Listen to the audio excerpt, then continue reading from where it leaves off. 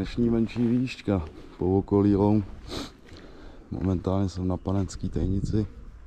To je nedostavěný chrám. Krásná památka. A jedno z možných míst, kde by mohla být pohřbená svatá Anežka.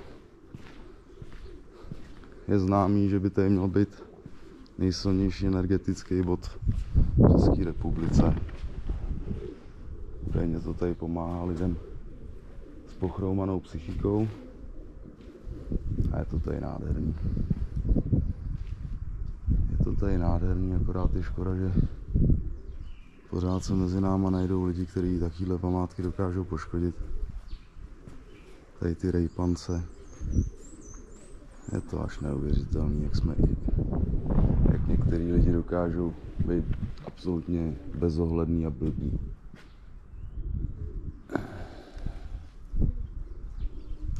Rozhodně to stojí za návštěvu a načerpání pozitivní energie.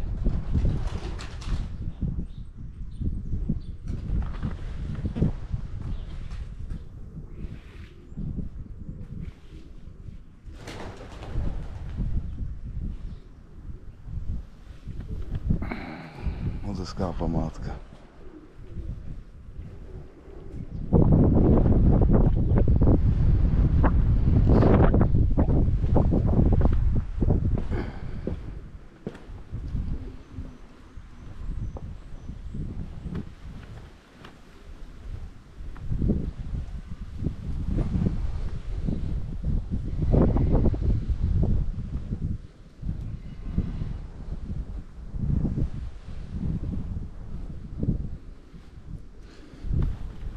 Komu se to líbí, chtěl by se podívat, načerpat trochu energie, tak je to Panenský Týnec.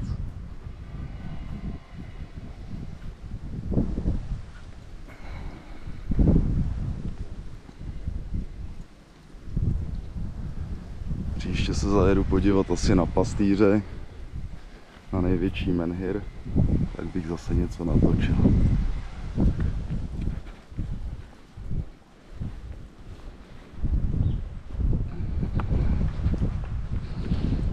Je tu spousta krásných míst, o kterých ani lidi neví. Je to škoda.